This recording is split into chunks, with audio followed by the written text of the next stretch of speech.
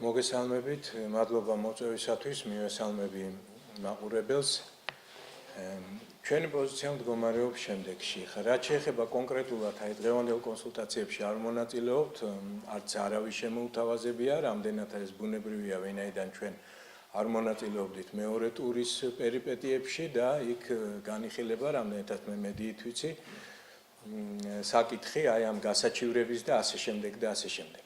მაგრამ რა თქმა უნდა ჩვენ გვაქვს ჩვენი პოზიცია აი ამ მიმდინარე მოვლენებთან დაკავშირებით, ამ არჩევნებთან დაკავშირებით, პირველ ტურში ჩვენ ჩართული ვიყავით, ხარს უჭერდით კანდიდატს, მაგრამ მეორე ტურში აღარ ჩავერთეთ და ჩვენი თავისუფალი დემოკრატების პოზიცია მდგომარეობს შემდეგში.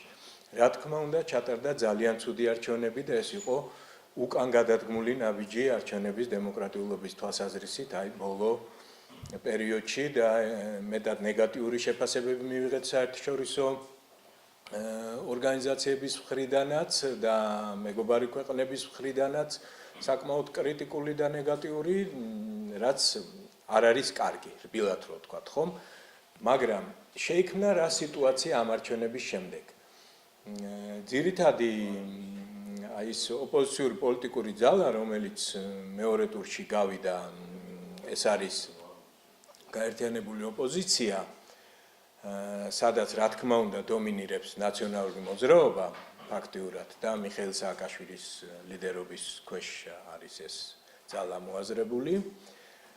აყენებს საკითხს ესე და ყავს გარკვეული მხარდამჭერები, რომ შექმნილ ვითარებაში საჭიროა დაინიშნოს ვადამდელი საპარლამენტო არჩევნები პროპორციული საარჩევნო წესით. ჩვენ თავისუფალი დემოკრატები მივიჩნევთ, რომ ვადამდელი საპარლამენტო არჩევნები არ იქნება სასარგებლო ჩვენი ქვეყნისთვის, ვინაიდან ორი ძირითადი მიზეზია. ვადამდელი არჩევნების შემთხვევაში ჩვენ კვლავ დავტოვებთ ამ მორჩეველს აი ამ ორ პოლიტიკურ პოლუს შორის არჩევანის გაკეთების წინაშე, მაშინ როდესაც სახეზია სულ უფრო მზარდი მოთხოვნა ახალი პოლიტიკური გაერთიანებისა, ჩვენ ხედავთ გადაუწყვეტელი ამორჩევლის სულ უფრო მზარდ რაოდენობას ამ ბოლო პერიოდის არჩევნებში და ასე შემდეგ და არსებობს კიდევ სხვა მიზეზებიც, ეხლა ამაზე არ მინდა შევჩერდე, მიგვაჩნია რომ ეს არ იქნება სასარგებლო ერთის მხრივ ამიტომ და მეორეს მხრივ იმიტომ, რომ ვადამდელი არჩევნების მოთხოვნა შეიძლება გამოიყენოს თავად ქართულმა ოცნებამ და თუ ეს ორი მოთხოვნა ვადამდელი და პროპორციული ერთად იქნება დაყენებული, ის დათანხმდეს ვადამდელს, უარი თქვას პროპორციულზე და ეს სათავისოდ გამოიყენოს და აი ამ მაჟორიტარულ პროპორციული წესით ჩაგვიტაროს ისეთივე არჩევნები, როგორც ჩაატარა სულ ცოტა ხნის წინ და ასე ვთქვათ, გაიხანგრძლივოს, გაიმარჯოს, ძალადობით იქნება თუ ყველა სხვა იმ არალეგიტიმური მეთოდის გამოყენებით, გაიხანგრძლივოს ხელისუფლებაში ყოფნა, მიიღებს რა ახალ ლეგიტიმაციას ფორმალურად ამორჩევლისგან. ანუ ეს სერიოზული საშიშროება არსებობს, რომ დარჩეს წაგებული საერთოდ ქვეყნის განვითარების ინტერესები და ოპოზიციის ინტერესები. აქედან გამომდინარე, ამას არ ვიზიარებთ, მაგრამ მე აღარ გავაგრძელებ ამ თემაზე აღარ შევჩერდები მეც. ჩვენ უნდა ვეძებოთ გამოსავალი. ჩვენ უნდა ვეძებოთ, რაში არის თანხმედრი ოპოზიციური სპექტრი მთლიანად. თანხმედრი არის იმაში და ჩვენ ერთი პოზიცია გვაქვს იმაში, რომ თუ არ ჩატარდა პროპორციული არჩევნები, მაშინ არც ვადამდელს აქვს აზრი და არც კონსტიტუციურ ვადაში ჩატარებას, ხომ? ვინაიდან ამ მაჟორიტარულ სისტემას მეტად მანკიერად იყენებს ყოველთვის სახელმწიფო ძალა და ფაქტურად სამართლიანი არჩევნების შესაძლებლობა არის გამორიცხული.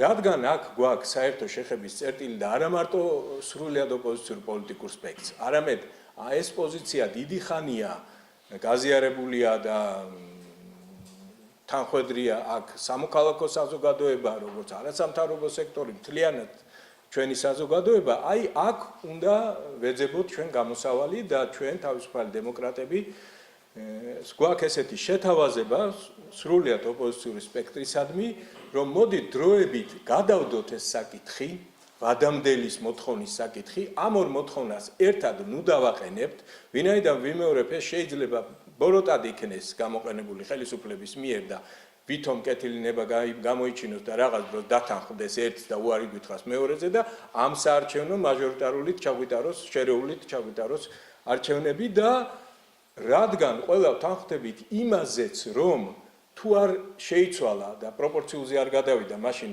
ვადამდელსაც აზრი არა აქვს, მოდით გავაერთიანოთ ძალისხმევა და მოვითხოვოთ პროპორციულ საარჩევნო სისტემაზე გადასვლა.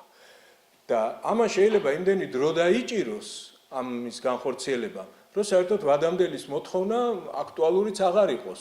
თუ არა და მერე მოუბრუნდეთ ამ საკითხს და მერე ვიმსჯელოთ რა აჯობებს, თუ გადავალთ პროპორციულზე და თუ ვერ გადავალთ, ხო ყველა თანხმდებით, რომ მაშინ აზრი არა აქვს, ხომ არაფერს.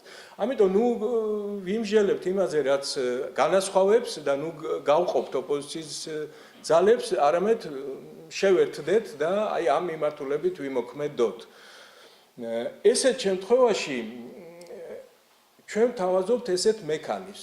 ეხლა მოქმედი იყო კონსტიტუციის თანახმად, კონსტიტუციურ კანონში 2017 წლის, რომელთაც ცვლილებები განხორციელდა კონსტიტუციაში, არის ესეთი დებულება, რომ აი 2020 წლის არჩევნები უნდა ჩატარდეს ისევ ამ შერეული პროპორციულ მაჟორიტარული წესით, ხომ? ხოლო შემდეგ უკვე ამოქმედება კონსტიტუციის ძირითადი დებულება, რომ მხოლოდ სრულად პროპორციული წესით ჩატარდება შემდგომი არჩევნები. საჭიროა ამ ჩანაწერის ამოღება კონსტიტუციური კანონიდან. ხა რა მექანიზმით არის ეს შესაძლებელი? ეს შესაძლებელია კონსტიტუციის თანახმად ორი მექანიზმით. ინიცირებაა შესაძლებელი ორი მექანიზმით. ერთი უნდა მოახდინოს ინიცირება პარლამენტის სრული შემადგენლობის ნახევარზე მეტმა, რასაც არ უნდა ველოდეთ, ქართული ოცნება ამას არ მოახდენს და მეორე შესაძლებლობაა არანაკლებ 200,000 ამორჩეულის მხარდაჭერისა. ჩვენ მთელი ოპოზიციური სპექტრი თუ გავაერთიანებთ ძალისხმევას და მოვაგროვებთ არა თუ 200,000, არამედ 400,000 და უფრო მეტ ხელმოწერას, ხომ, ამ მოთხოვნით და ამას წარვადგენთ ასეთ კანონპროექტს კონსტიტუციურს პარლამენტში. პარლამენტი ვალდებული იქნება ის განიხილოს და თუ იქნება ხარდაჭერილი ეს კანონპროექტი პარლამენტის სრული შემადგენლობის 3/4-ის მიერ მიღებული იქნება ესეთი კანონპროექტი.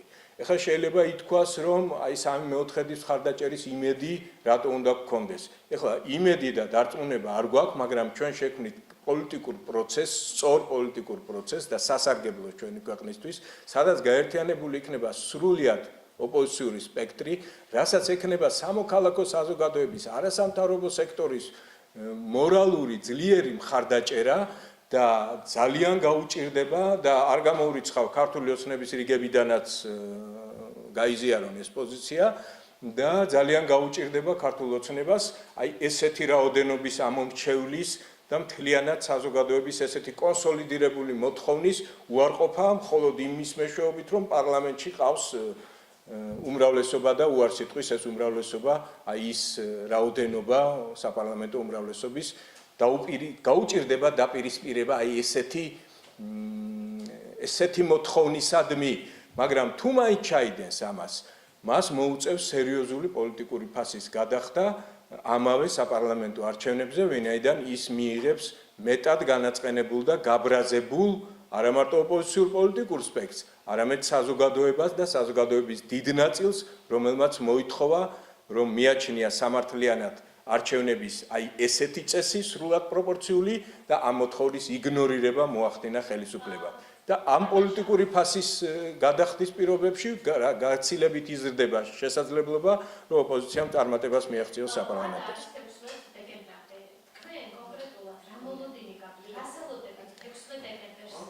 ხელისუფლებამ უკვე თქვა, რომ ის არ აპირებს პროპორციულ საარჩევნო სისტემასთან დაკავშირებით, აი ამ ცვლილებასთან დაკავშირებით არავითარ დიალოგს და ჩვენ მივიღებთ ჩიხურ სიტუაციას. აი ეს ჩვენ რასაც ვთავაზობთ, ფიქრობთ, ქმნის პოლიტიკური პროცესის შესაძლებლობას და ჩიხში არ შეყავს პროცესი. ვინაიდან ეს ხელმოწერების შეგროვებას ვიწყებთ, მთელი ოპოზიცია და ამას ვაყენებთ პარლამენტის წინაშე. სხვა შემთხვევაში ამას თუ არ გავაკეთებთ, რა გამოვა, ვთქვათ, მოვა 16 რიცხვი. თუ ხელისუფლება დარჩა თავის პოზიციაზე და არ შემოვიდა დიალოგში, მაშინ რა უნდა მოხდეს, ხომ? ქუჩაში, ვთქვათ, ხარდაჭერების გამოხმობა და რა? რევოლუცია თუ რა უნდა გავაკეთოთ. ჩიხში შედის სიტუაცია